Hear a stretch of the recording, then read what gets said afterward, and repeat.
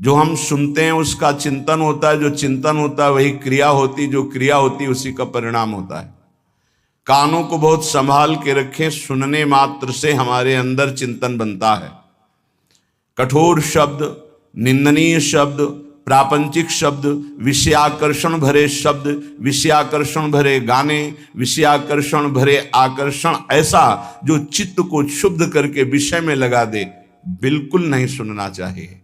ऐसी परिस्थिति में यदि श्रवणेंद्रिय को शासन में लेने की युक्ति नहीं पता है तो कान में उंगली डाल लो और वहां से हट जाओ, नहीं तो श्रवणेंद्रिय को तत्काल अंतर्मुख किया जाता है। बाहर केवल जैसे चिड़ियां चहचहा रही आवाज मात्र है, शब्द का बोध नहीं हो सकता, क्योंकि श्रवणेंद्रिय अंतर्मुख शब्द का चिंतन कर रही, नाम का। पर यह बहुत अच्छे उपासक की स्थिति होती है जहां आपको ऐसी स्थिति ना हो और प्रपंच वार्ता हो, भगवत चर्चा रहित वार्ता हो, कान में उंगली डालकर वहां से हट जाना चाहिए, चाहे जैसी सभा हो, नहीं तो उपासना खंडित हो जाएगी, उपासना बाधित हो जाएगी। ऐसा कौन साधक करता है? जिसका लक्ष्य बन गया है भगवत प्राप्ति। अन्यथा संयोग बना तो सत्संग भी सुन लिया, संयोग बना तो कुसंग भी सुन लिया। खलऊ करें भरी पाए सुसंगु और मिटे न मलिन स्वभाव अभंगु। दुष्ट स्वभाव के लोगों को भी कभी कभी भगवत कृपा से संत संग मिल जाता है, पर वो अपने स्वभाव के वशीभूत हुए सत्संग का लाभ ना लेकर वहां भी अभिमान आदि दोषों से युक्त हृदय होने के कारण वो वंचित रहते हैं, सत्संग के प्रभाव से वंचित। खलऊ करें भली पाई सुसंगु पर मिटे न स्वभाव मलिन अभंग। जो मलिन स्वभाव है वो उनका इतना कठोर हो गया है कि वो बदलना ही नहीं चाहते। तो अपने लोग तो बड़े कृपा पात्र हैं जितने सब सुन रहे हैं। तो नान्यम बदामी, वाणी से किसी की निंदा चुगली ये मत बोलो, भगवत चर्चा करो, नाम कीर्तन करो, गुण कीर्तन करो। जो संसारिक व्यवहार व्यापार की वार्ता है, पहले राधा बोलो, मध्य में राधा बोलो, बाद में राधा बोलो और उसको समर्पित कर दो, भजन बन जाएगा, महान सुख प्राप्ति का वो कर्म बन जाएगा, वो योग हो जाएगा। आगे कह रहे हैं न चिंतयामी, तो जो हम देखते हैं, सुनते हैं, बोलते हैं, इसका चिंतन होता है। इसलिए 3 बातों को कहा है, रसना कटो जो अनरटो, निरख अनफुटो नयन, श्रवण फुटो जो अनसुनो श्री राधा जस बैन। अगर किशोरी जी का जस नहीं है तो हम बोलेंगे नहीं, सुनेंगे नहीं, देखेंगे नहीं, क्योंकि जो बोला जाता है, सुना जाता है, देखा जाता है तो उसका चिंतन होता है। तो न चिंतयामी, अगर चिंतन ठीक करना है, चिंतन से भगवत प्राप्ति होती है। अनन्य चेता सततम यो माम स्मृति नित्यशः तस्याहम सुलभा पार्थ नित्य युक्त योगिना। भगवान अनन्य चिंतन वाले को कहते हैं मैं उससे सुलभ हो जाता हूं, मैं स्वयं सुलभ हो जाता हूं। पर चिंतन करना बहुत कठिन बात है। बाहरी साधनाएं भगवत प्राप्ति की ऐसा कर भी सकता है कोई पुण्यात्मा, पर भगवत चिंतन निरंतर होना ये कोई महात्मा ही कर सकता है। महात्मा गृहस्थ में भी होते हैं, विरक्त में भी होते हैं। महात्मा एक स्थिति का नाम है, भेष का नहीं। अगर भेष है स्थिति नहीं तो महात्मा नहीं, भेष नहीं है स्थिति है तो महात्मा है। वो महात्मा है जो वाणी के द्वारा सत्य और मृदु और हितकर भगवत चर्चा, नेत्र के द्वारा सर्वत्र भगवत भाव से दर्शन, श्रवणेन्द्रिय के द्वारा सर्वत्र जो वाणी है वो भगवत स्वरूप है, शब्द ब्रह्म में है, ऐसा मानकर उदासीन हो गया है, केवल भगवत चर्चा सुनता है, नाम कीर्तन सुनता है, भगवत भाव से युक्त जो महान पुरुष है उनके चरित्रों को सुनता है, जो व्यवहार की वार्ता करता है वो भगवत समर्पित नाम युक्त। अब उसका चिंतन अनन्य बनता है। जिसका अनन्य चिंतन बनता है उसकी पूरी जिम्मेवारी श्री भगवान ले लेते हैं। प्राप्ति जो भी तुम्हारा ऐश्वर्य वैभव भगवत सामग्री है उसकी रक्षा करना, और जो अप्राप्त की प्राप्ति कराना है वो जिम्मेवारी श्री भगवान ले लेते हैं। अनन्य चिंतयन्तो माम ये जनाः पर्युपासते तेषाम नित्याभियुक्तानाम योगक्षेमम वहाम्यहम। मैं उसके योगक्षेम का स्वयं भान करता हूं जो मेरा अनन्य चिंतन करता है। अनन्य चिंतन वही कर सकता है जिसकी वाणी पवित्र, श्रवणेन्द्रिय पवित्र, नेत्रेंद्रिय पवित्र। तो न चिंतयामि, इसके विरुद्ध हमारा कभी चिंतन नहीं होगा। चिंतन कहते हैं जो अंदर ही अंदर चलता रहता है, वो भगवत चिंतन, वो भगवत प्राप्ति कराता है। बाहरी साधनों का फल है अंदर का चिंतन, निरंतर अपने आराध्य देव का होने लगना। तो नान्यत ब्रजामि, एक भी कदम हम भगवत विमुख नहीं चल सकते। कहां जा रहे हो, क्या करने जा रहे हो, ये कभी विचार करते हो? तुम्हारे पैर कहां जा रहे हैं, तुम्हारा लक्ष्य क्या है जाने का? ये जो पैर चल रहे हैं किस दिशा में जा रहे हैं, किस हेतु से जा रहे हैं? संभालो, संसार के मार्ग में कुमार्गगामी चरण ना होने पावे तुम्हारे, नहीं तो आचरण नष्ट हो जाएंगे। आचरणहीन की दुर्गति होती है। कहां जा रहे हो? मदिरालय? रोको अपने चरण को। कहां जा रहे हो? गलत आचरण करने जा रहे हो? रोक लो अपने पैर को, वापस लौट आओ। जिस यात्रा में यात्री अपने मार्ग को नहीं पहचानता वो भटक जाता है, वो भूल भुलैया में फंस जाता है, फिर उसका जीवन पूरा नष्ट हो जाता है। ये ऐसी भूल भुलैया माया की है। एक बार इस दलदल में फंस गए, निकलना बड़ा कठिन है। सत्य मानिए, हर इंद्री का दलदल है। जनेंद्री के भोग में फंस गए, निकलना मुश्किल। रसेंद्री के स्वाद में फंस गए, निकलना मुश्किल। नेत्रेंद्री के रूप में फंस गए, निकलना मुश्किल। ये बहुत विचित्र भगवान की माया। कहां जा रहे हैं तुम्हारे चरण, किस दिशा को, क्या लक्ष्य है? विवेक के द्वारा रोक लो। अगर सही दिशा है तो उत्साह संपन्न होकर नाम जप करते हुए जाओ। अगर गलत लक्ष्य है तो तत्काल रोक लो, जबरदस्ती वापस हो जाओ। ऐसा संग, ऐसा रंग न चढ़ने पावे कि पूरा जीवन माया में व्यतीत हो जाए। यहां निष्ठा की बात कह रहे हैं। मैं धाम निष्ठ हूं, एक कदम भी वृंदावन की सीमा के बाहर नहीं जाऊंगा, चाहे प्राण निकल जाए, चाहे जितना भयानक पीड़ा हो, रोग हो, कष्ट हो, धाम नहीं छोड़ेंगे। सच्ची मानिए, निष्ठा में बहुत बड़ी ताकत है। बड़े बड़े चमत्कार इस निष्ठा में देखे, बड़ा बड़ा परिवर्तन देखा। जो औषधियों से नहीं होता वो धाम निष्ठा से हो जाता है। धाम निष्ठ को कभी व्याकुल होकर, रोग से पीड़ित होकर, समस्याओं से पीड़ित होकर भागना नहीं चाहिए। हर समस्या का समाधान यही हो जाएगा, क्योंकि ललीजू के जो चरण हैं वो सुरतरु कामधेनु चिंतामणि, भगवत रसिक अनन्य अली के, जावक जुत जुग चरण लली के, यही विराजमान है स्वामिनी जी। एक बार नहीं, लाखों बार की बात है। आपकी निष्ठा केवल हो तो सेकंड लगता है, सेकंड पूरा होते होते वो बात सामने होती। कितने लाखों बार की बात कह रहा हूं, सेकंड पूरा होते होते वो बात सामने होती। फाइनल में मिनट, घंटे, दिन, ये तो बहुत बड़ी बात है। सेकंड पूरा, अच्छा ये ऐसा, बस इतना सामने। तब लगता है क्या पहले व्यवस्था होती, बाद में प्रश्न होता, उसके उत्तर की पहले व्यवस्था होती, बाद में प्रश्न होता है। यहां समस्या का समाधान करने के लिए बाद में प्रार्थना होती, समस्या का समाधान पहले हो जाता है। प्रार्थना हुई तो पता चला वो समस्या है ही नहीं है, उसका समाधान हो चुका है। क्यों? सुरतरु कामधेनु चिंतामणि, भगवत रसिक अनन्य अली के। स्वामिनी जी के चरणारविंद कल्पतरु हैं, चिंतामणि हैं, कामधेनु हैं। तत्काल समस्त कामनाओं को पूर्ण करने की सामर्थ्य श्री प्रियाजू के गोरे चरणारविंद में है। और वो अपने महल में यहां विराजमान है, ये उनका महल है। ऐसा कौन सा कष्ट है जो तुम्हें इतना विचलित कर दे प्यारी जू के महल को छोड़ने के लिए? ऐसा कोई कष्ट नहीं। यहां का एक प्रभाव है, बाहर भारी कष्ट से पीड़ित हो और यहां केवल आ जाओ तो आप देखोगे कलह कलेश न व्यापे ईठा, ये ठौर विश्व ते न्यारी। यहां आते ही एक उस क्लेश का समन होने लगेगा और आपको एक आनंद की अनुभूति होने लगेगी। चाहे आप मानसिक रोगी हो या शारीरिक रोगी हो, यदि आपको रसिकों का संग मिल गया और वृंदावन का आश्रय, तो आप देखेंगे कि वो आपको प्रभावित नहीं कर पाएगा। रहेगा, प्रारब्धानुसार शरीर में रहेगा, प्रभावित नहीं कर पाएगा। बड़ी अद्भुत चमत्कारमयी वृत्ति वृंदावन की। एक परिचय के थे शिष्य, उनको कैंसर हुआ।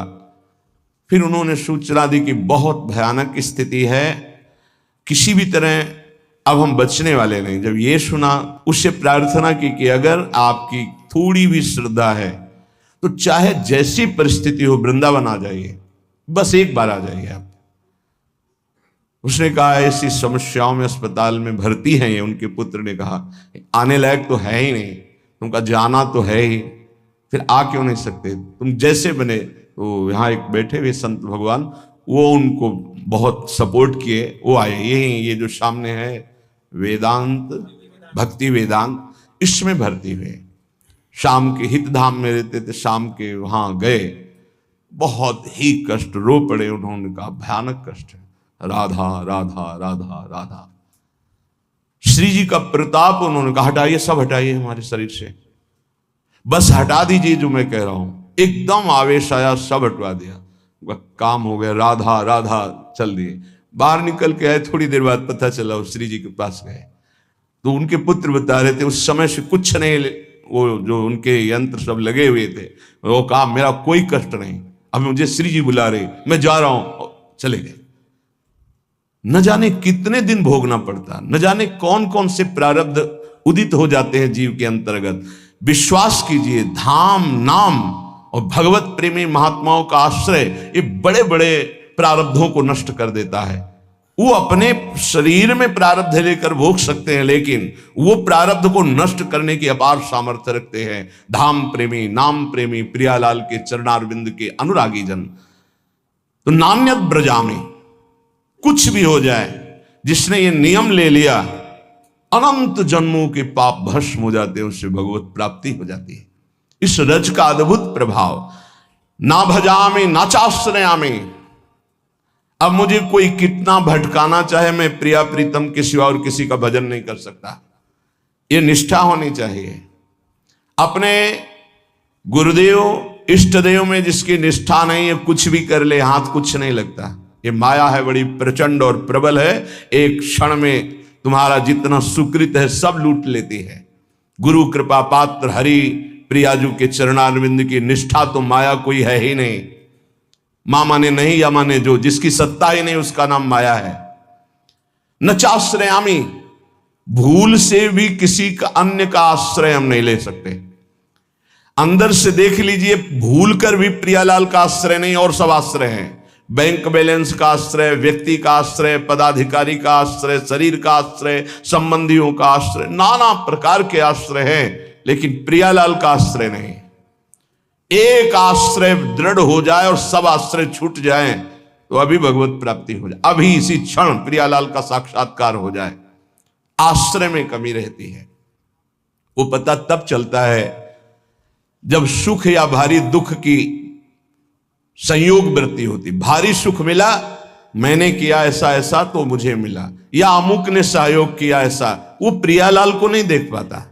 भारी दुख की परिस्थिति है, अमुक को फोन करो, अमुक का परिचय उसको याद आता है, प्रियालाल का नहीं। ये अनाश्रित का लक्षण। और आश्रित का चाहे जितना सुख आवे, मेरी किशोरी जी की कृपा, वो देखता है कृपा।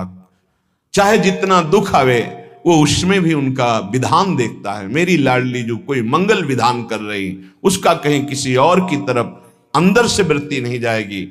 ना चाश्रयामी, मैं किसी अन्य का आश्रय नहीं ले सकता।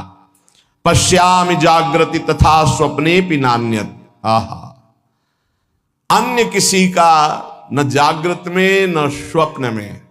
जैसे कभी कभी कोई साधक कहते हैं हमारे स्वप्न में ऐसा ऐसा, आप ये समझ लीजिए कि आपके अंदर जो चल रहा होता है वही स्वप्न का स्वरूप मन प्रकट करता है।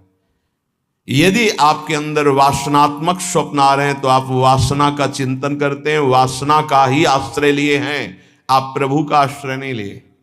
प्रभु का आश्रय लिए हैं तो पक्का बड़े बड़े संत महात्मा आएंगे, भगवत चरित्र की कोई न कोई स्फुरना होगी, स्वप्न बड़ा मंगलमय होता है।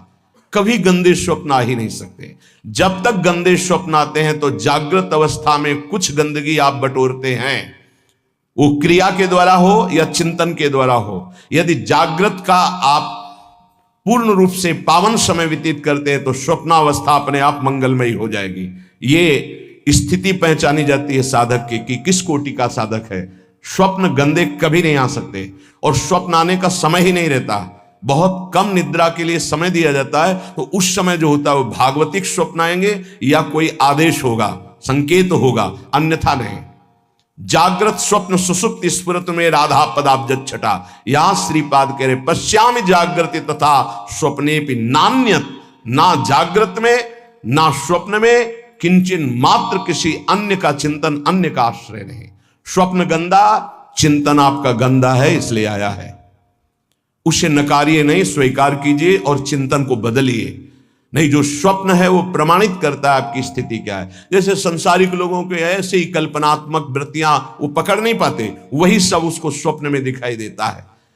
महाभागवत जनों का स्वप्न अपने आराध्य देव का होता है। श्री राधिका रति विनोद वनम बिना हम, बिना वृंदावन के हमारा कोई अस्तित्व नहीं। धन्य है, श्री वृंदावन के बिना हमारा कोई अस्तित्व नहीं, अन्य कोई आश्रय नहीं। अपना अस्तित्व वृंदावन प्रिया प्रीतम, अपना आश्रय वृंदावन प्रिया प्रीतम। इसका फल क्या होगा? श्रीपाद कह रहे हैं कि वाण्या गद गदया कदा मधुपतेर नामान संकीर्तये धाराभिनयनाम भसाम तरुतल क्षोणीम कदा पंकये दृष्ट्वा भावनया पुरो मिल दिव स्वांतैक भोग्यम महो द्वंद्व हेम हरिन्मणि छवि कदा नंसे मुहुर्व्यूहला। इस निष्ठा का परिणाम क्या होता है? तो बोले वाणी उसकी गदगद अवरुद्ध हो रही और कीर्तन कर रहा है। वाण्या गद गदया कदा मधुपतेर नामान संकीर्तये। श्री श्यामा श्याम का नाम कीर्तन करते हुए वाणी गदगद हो गई, अवरुद्ध हो गया कंठ। धाराभिनय नाम भसाम तरुतल क्षोणिम कदा पंकये। किसी लता वृक्ष के नीचे बैठकर हा राधा कहता हुआ रो रहा है, और जहां बैठा है वहां की भूमि को आंसुओं से गीला कर दिया है। धाराभिनय नाम भसाम तरुतल क्षोणिम कदा पंकये। सोचो, यहां स्वार्थ में तो आंसुओं की झड़ी लग सकती है, अगर स्वार्थ में ठेस पहुंच जाए तो। मोह में आप रो सकते हैं, लेकिन प्रियालाल के लिए नहीं रो सकते। अगर कहीं प्रियालाल के सामने, मानो मंदिर में प्रभु के सामने कोई रोता नजर आवे, तो विश्वास नहीं है कि वो प्रभु के लिए रो रहा है। उसके कई कारण अंदर हो सकते हैं, तब वो प्रभु से सामने रोते हुए नजर, वो प्रभु से कोई मतलब नहीं रख रहा, अपनी वासनाओं के लिए रो रहा है। एक बार सुनाया है सत्संग में, राधा वल्लभ जी के दर्शन कर रहे थे, एक सामने ऐसे करके रो रहा था। लगा प्रभु के लिए ऐसे रो रहा है। नजदीक गए, बड़ा आकर्षण हुआ। किसी के आंसू देख ले तो हृदय विकल होता है, कमजोरी होती, प्रेमी जनों की कमजोरी होती है आंसू। जब उनकी विनय में शब्द सुने तो हट गए पीछे। उनकी पत्नी बीमार होगी तो ठीक हो गई होगी, उन्होंने कहा होगा, प्रभु से प्रार्थना की होगी, उसी बात की वो याद में वसा। ये तो कोई महत्व है? प्रभु के लिए रो रहा हो, धन्य धन्य उसका जीवन। नाथ बस आप चाहिए, आप खुश रहो, आप प्रसन्न रहो, हे प्रभु। ऐसा आर्तनाद, या हे प्रभु आप कब मिलोगे, कैसे मिलोगे, या हे प्रभु आप अपना चिंतन दे दीजिए, नाम जप दे दीजिए, ऐसा रो रहा हो। या प्रभु की कोई चर्चा चल रही, उन पे रो रहा हो, ऐसा बड़ा कठिन होता है। यदि प्रभु के लिए आंसू निकलने लगे तो बहुत नजदीक पहुंच चुके हो प्रभु के, क्योंकि प्रभु का साक्षात्कार रोने वाले को ही होता है। कबीरा हंसना छोड़ दे, रोने से करी प्रीति, बिन रोए किन पाइया, प्रेम प्यारा मीत, रुरुदु सुस्वरम राजन कृष्ण दर्शन लालसा। एक बार श्री जी ने गोपीजनों, ब्रजलीला के अंतर्गत है, गोपीजनों ने पूछा कृष्ण को रिझाने का मार्ग क्या है प्रियाजू से। तो प्रियाजू के आंखों में अश्रु थे, और श्याम श्याम श्याम श्यामेति सुंदर वरेति मनोहरेति कंदर्प कोटि ललितेति सुनागरेति। हा श्याम, हा कंदर्प कोटि लावण्य वाले प्रीतम, हा मोहन। गोपीजनों से कहा, ऐसा पुकारते हुए आंसुओं की धार से हमारे प्रीतम को जो रिझाता है उससे भगवत साक्षात्कार होता है। हमारे श्याम सुंदर के मिलने का उपाय है आंसू। जो आंसुओं से कपोल भिगो रहा है, वस्त्र भींग गए हैं, और यहां तक कि छौणी कदा पंखे, नीचे जमीन भी गीली हो गई, इतना रोता है। यह है भगवत आराधना का प्रेम फल। बड़े भाग्यशाली होते हैं जो प्रभु के लिए रोते हैं। प्रभु के सामने या प्रभु का विषय चल रहा है तो अंदर चिंतन क्या चल रहा है उसका रोने का? अंदर चिंतन यदि प्रभु का चलते हुए रो रहा तो आंसू ठीक है, वो धन्य है, नहीं तो उसका कोई खास महत्व नहीं है। बिन रोए किन पाइया प्रेम प्यारा मीत, ये प्रभु देते हैं। जिस पर तुम हो रीझते क्या देते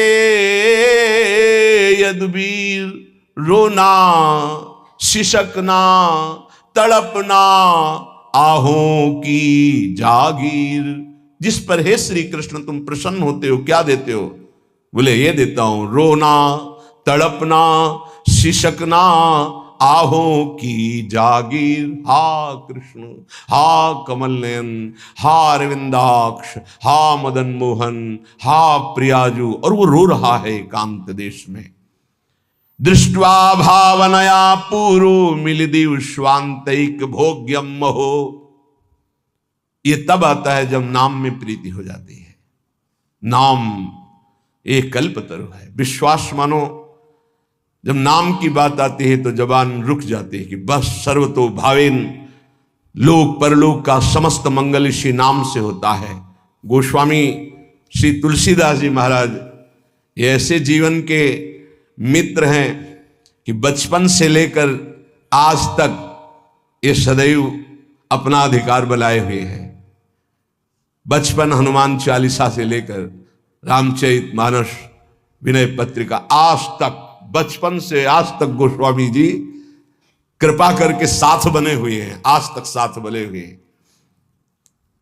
बोले विश्वास एक राम नाम को, निश्चित भगवत प्राप्ति हो जाएगी। कर तुम अकर तुम मन था कर तुम, सर्व समर्थ भगवान को अधीन कर ले, वो नाम है, इस बात को पकड़ लीजिए। सब बड़े बड़े महापुरुषों ने इसी से वस्तु प्राप्त की है, ये आप समझ लीजिए। प्रारंभिक साधनों को इसलिए बताया जाता है कि आप इतना असाधनों में फंसे रहे उससे हट जाए, नहीं तो एकमात्र भगवत प्राप्ति के लिए समर्थ है, समस्त कामनाओं की पूर्ति के लिए समर्थ है नाम।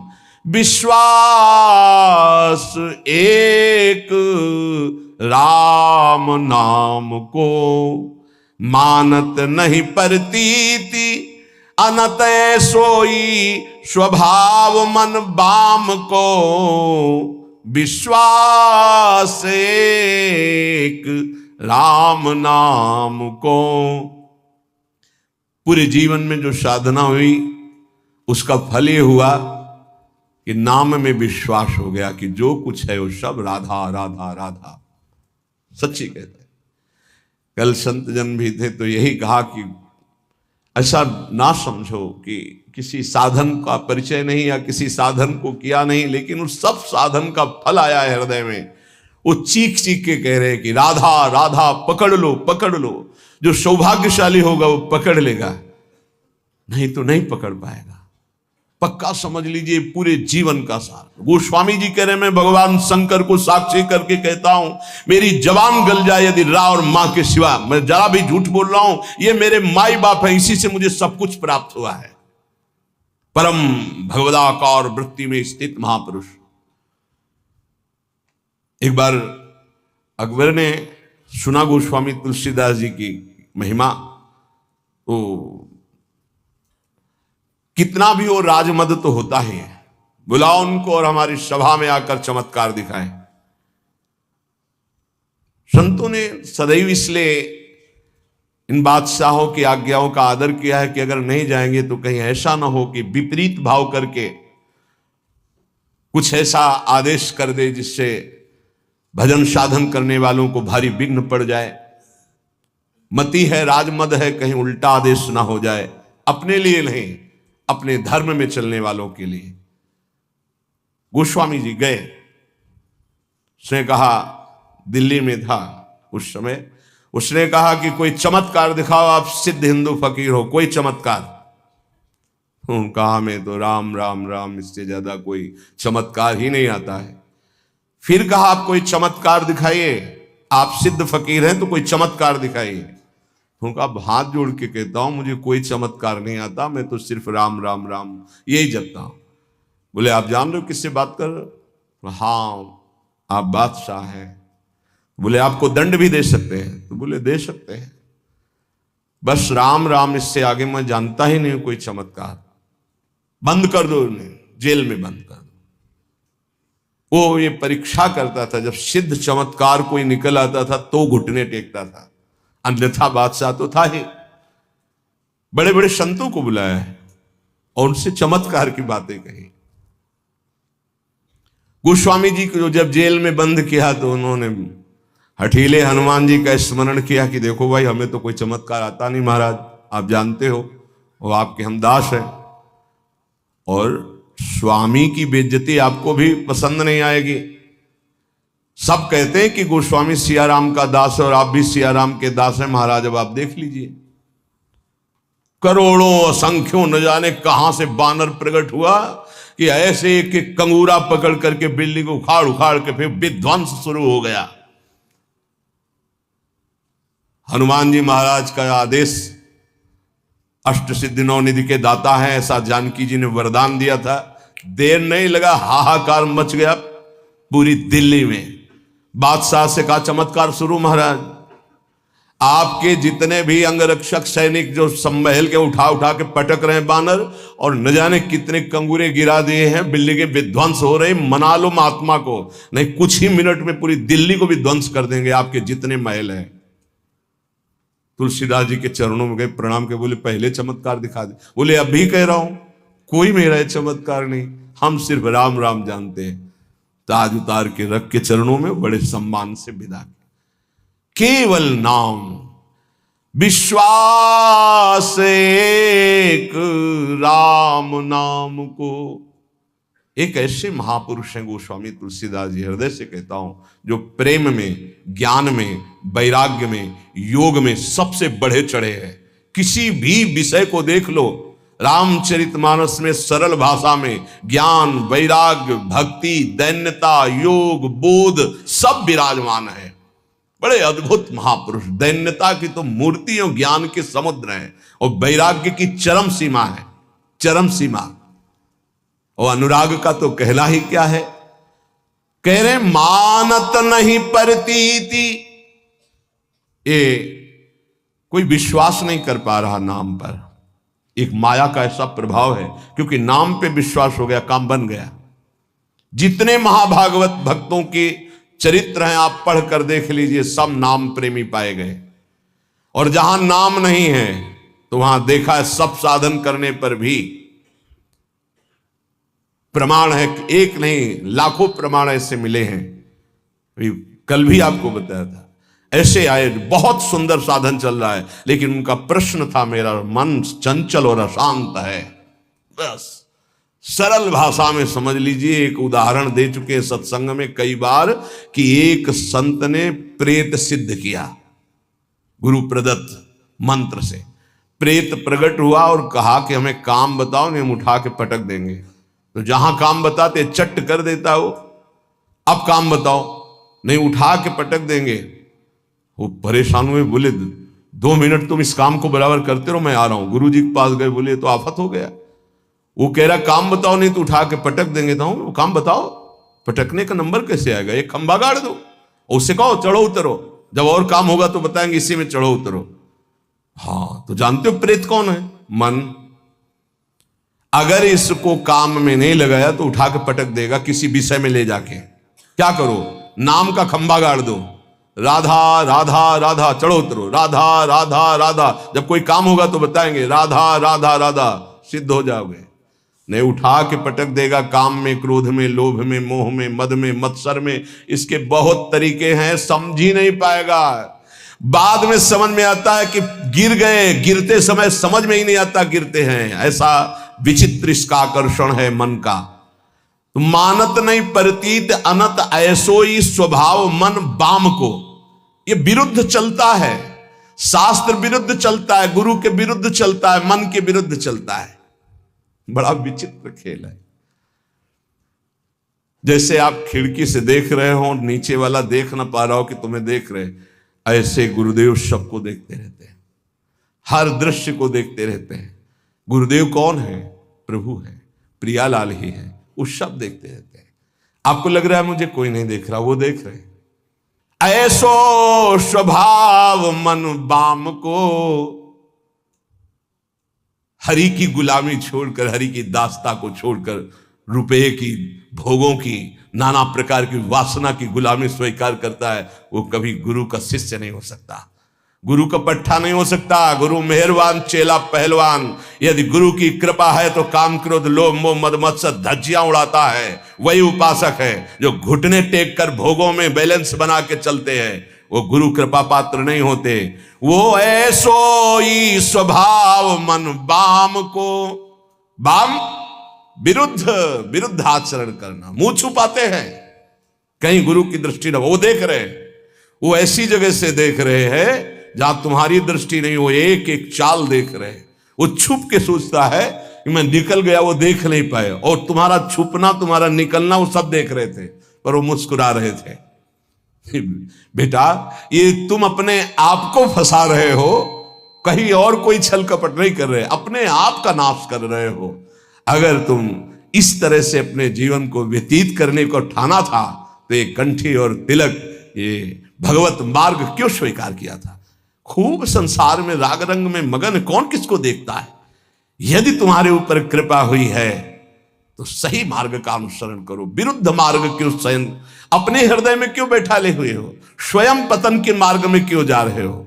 पर गोस्वामी जी कह रहे, मेरे कुटिल मन का स्वभाव बन गया है कि इसे विश्वास नहीं हो रहा प्रभु के नाम पर, और ये विरुद्ध चल रहा है।